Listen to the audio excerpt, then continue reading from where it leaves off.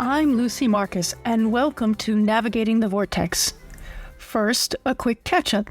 On last week's episode, we talked about the U.S.'s impending potential default on its debt as the Republicans block the annual raising of the debt ceiling. As noted in that episode, the U.S. has given a deadline of 1st of June, and that deadline is growing ever closer. Importantly, it's still hanging over our globally collective heads. We'll start to see the consequences hitting us from around the world relatively soon. If you missed that episode, you might be interested in going back to have a listen as we talk through the implications specifically for the rest of the world outside of the U.S. We'll be keeping a close eye on that in coming days. Closer to home, our own Stefan Wolf was presented with the Conversations 2023 Sir Paul Curran Award for Academic Communication in recognition for his writing on conflict and politics, and particularly for his work on the Ukraine war this past year. He's just about to pass the 2 million reads mark for his work on the conversation.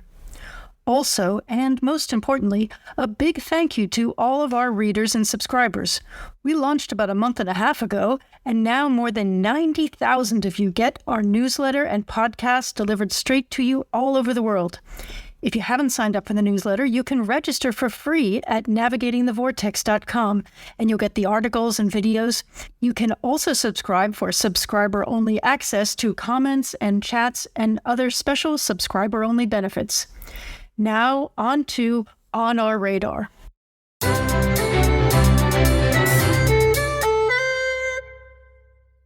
Moving on from Ukraine, China-West relations between Xi'an and Hiroshima. 4 weeks ago, on 26th April 2023, Presidents Xi and Zelensky spoke on the phone for the first time since Russia's invasion of Ukraine in February of last year. This was an important step in the direction of at least some cooperation between China and the West to work together on ending the war in Ukraine.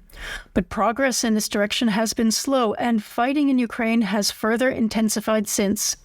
As China and the West have continued to shore up their respective alliances, Ukraine remains a major decisive issue, but one that is becoming more and more a sideshow in the competition to shape a new geopolitical and geoeconomic order. What's it about? When Xi and Zelensky spoke for almost an hour about their countries' bilateral relations and the war in Ukraine, the Chinese president focused on the importance of dialogue and negotiation, quote, to bring lasting peace and security to Europe, while his Ukrainian counterpart confirmed a just and sustainable peace for Ukraine was inextricably linked to restoring the territorial integrity of Ukraine within the 1991 borders. This is the position that the G7 leaders' communiques supported as well, specifically calling on China to, quote, support a comprehensive, just, and lasting peace based on territorial integrity and the principles and purpose of the UN Charter, including through its direct dialogue with China. The corresponding Xi'an Declaration of the China Central Asia Summit was unsurprisingly less specific in this regard, but the 6 presidents nonetheless reaffirmed their commitment to the purposes and principles of the Charter of the United Nations and stressed that territorial integrity and sovereignty of states cannot be undermined. Why it matters. The war in Ukraine so far has cost hundreds of thousands of lives on both sides, caused hundreds of billions of dollars worth of damage to Ukraine's economy and infrastructure, and contributed to a global cost of living crisis by driving up the prices of energy and food. Western sanctions on Russia and the increasingly tough stance by the G7 on sanctions evasion and circumvention have accelerated a trend of geoeconomic fragmentation that reinforces the geopolitical configuration of the international order into a U.S. and an emerging China-led bloc. China's consolidations of its relations with Central Asia at the summit of the presidents of all 5 Central Asian states with Xi Jinping in Xi'an indicates Beijing's expanding influence in a region traditionally dominated by Moscow. Meanwhile, G7 leaders in Hiroshima recommitted to de-risking, not decoupling, in their quest for a common approach among them to economic resilience and security. China and the West both tried to maintain some momentum in shaping their respective alliances, and the war in Ukraine continues to matter in this context. but it is increasingly becoming a distraction from a range of other issues that China and the West, as well as the rest of the world, are grappling with. There can be no question that the war needs to be brought to an end, but given the broader stakes in the China-West relationship, managing it by containment in the absence of a credible peace plan is becoming a more likely approach, and one that will intensify the political and economic rivalry between China and the West. Our take. Bringing the war in Ukraine to a just and sustainable end will not be quick or easy, but China's overt commitment to attempting a process of mediation is now evident with the visit last week by China's special envoy on the issue, Li Hu, to Kiev. While any Chinese mediation will play out only slowly, even if it is reluctantly supported by the West, both sides will continue in their efforts to reshape the international order in which a settlement of the war in Ukraine will eventually happen. The two rival summits in Xi'an and Hiroshima clearly demonstrate that the contest over the shape of this new order has taken center stage, and the war in Ukraine and its two protagonists are turning into instruments of China and the West in their intensifying rivalry. To understand why and how this happened, we need to look at the bigger picture. A flurry of European visits to China sought to convey one key message to Beijing, namely that another forever war is in nobody's interests, especially not one like that in Ukraine, near the center of Europe, with the enormously destabilizing consequences for the global economy and international peace and security. Although he is much derided for various comments during and after his trip to China, it seems as if President Macron of France was able to impress this point on President Xi. This was not Macron's doing alone, and it is important to bear in mind that other messengers played an important role as well.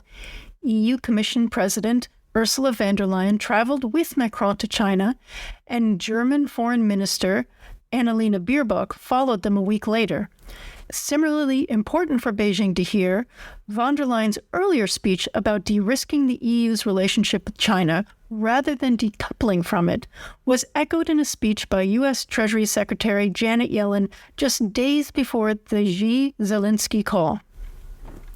As we wrote in an earlier piece, Europe-China relations still just muddling through, maintaining channels of dialogue between Europe and China is by no means a bad thing at a time when communication is often the first victim of intensifying geopolitical and geoeconomic rivalry. Yet not only is this rivalry between China and the West far from over, but it appears to be intensifying despite the war in Ukraine, which is unlikely to come to a sustainable solution without cooperation between Beijing, Brussels, and Washington. At the time of the Xi-Zelensky call, China and the West were seemingly treating the war in Ukraine as an issue where they might demonstrate to each other that progress towards a settlement reflected their self-interest in restoring even a modicum of geopolitical and geoeconomic stability, including in their own relationship. This may still be the case to some extent, but the two summits in Xi'an and Hiroshima also indicated that things have moved on. Through the Xi'an Declaration, China has firmly locked the 5 Central Asian states into its expanding sphere of influence. Economically, this has been a trend since President Xi launched the Belt and Road Initiative in Kazakhstan in September 2013. Politically and in terms of security, China's influence has gradually and substantially increased as well, partly because of the crisis in Afghanistan, partly because of the war in Ukraine. The statement in the Xi'an Declaration that, quote, China firmly supports the development path chosen by the Central Asian countries and supports all countries in safeguarding their national independence, sovereignty, and territorial integrity, and in adopting independent domestic foreign policies, leaves little doubt that the days of Russia's dominance in the region are over, while also sending a clear message to the West that China will not tolerate any rivalry there. The G7 Hiroshima leaders' communiqué is similarly unequivocal about the rivalry between China and the West being the defining feature in the contest over the geopolitical and geoeconomic shape of the new international order. While there are some proverbial olive branches extended to China in relation to cooperation on climate change, biodiversity, debt sustainability, global health, and macroeconomic stability, there follows a long list of concerns regarding China's conduct. These include practices of economic coercion, market distortion, industrial espionage, and so on, leading the G7 leaders to conclude that economic resilience requires de-risking and diversifying. As we wrote in our earlier piece, Black Swan Events and Business Resilience, Insights from Ukrainian Companies Amid War, many of the measures adopted by states to ensure their economy's resilience to both external shocks like the war in Ukraine and the effects of increasing rivalry with China have a significant impact on business as well. This will continue to be the case, and perhaps even more so, it is also apparent from the separate and more detailed statement on economic resilience and economic security. Here, the G7 leaders acknowledge that they have yet to, quote, provide clarity to the private sector regarding the implementation of policies on economic resilience and economic security, yet the overall direction of travel is clear, including, among others, more export and investment controls when it comes to critical and emerging technologies, more protection of global value and supply chains against, quote, illegitimate influence, espionage, illicit knowledge leakage, and sabotage, more coordinated responses to deter and, where appropriate, counter economic coercion, more due diligence regarding the, quote, political, economic, and other risks of a non-technical nature posed by vendors and suppliers, and more, quote, resilient supply chains through partnerships around the world, especially for critical goods such as critical minerals, semiconductors, and batteries. There can be little doubt that if implemented, this strategy will involve far more decoupling than political leaders are willing to admit or perhaps imagine at the moment. It will put significant burdens on the private sector to reshore, nearshore, and friendshore, while potentially leading to lost market and investment opportunities. It could also mean a higher burden on taxpayers if states were to decide that some of the likely costs borne by the private sector should be absorbed by the public purse. To be sure, this emphasis on economic resilience and economic security is politically driven, and one of the key lessons from the war in Ukraine, to avoid economic dependencies, like Europe's dependence on Russian energy in the run-up to February 2022, and to limit the transfer of defense-critical technologies to potential adversaries.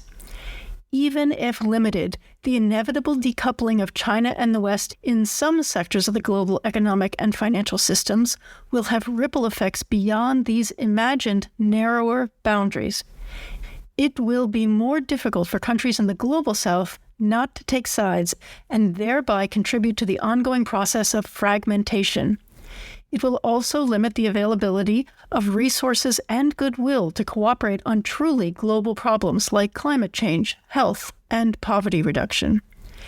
And it will turn issues like the war in Ukraine even more into one of the instruments of this new great power rivalry.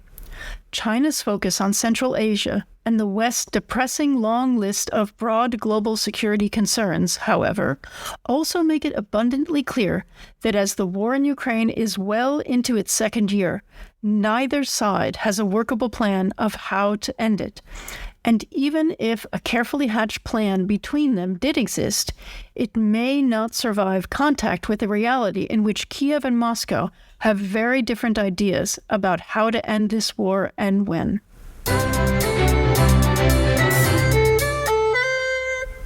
Thanks for listening. If you're a subscriber, fantastic. We hope you'll share Navigating the Vortex with anyone you think might find it of interest, including on social media. If you've not signed up yet, you can do so for free at navigatingthevortex.com, and you'll get our free content and alerts when new articles, videos, or podcasts go live. You'll also be able to read the full written version of this and other On Our Radar pieces, which gives all of the background links to the reports and information we cite. You can also subscribe there for full access to all of our content, chats, and to be able to comment on the items there. Also, please follow us on your favorite podcasting platform to never miss a minute. Thanks again. Goodbye.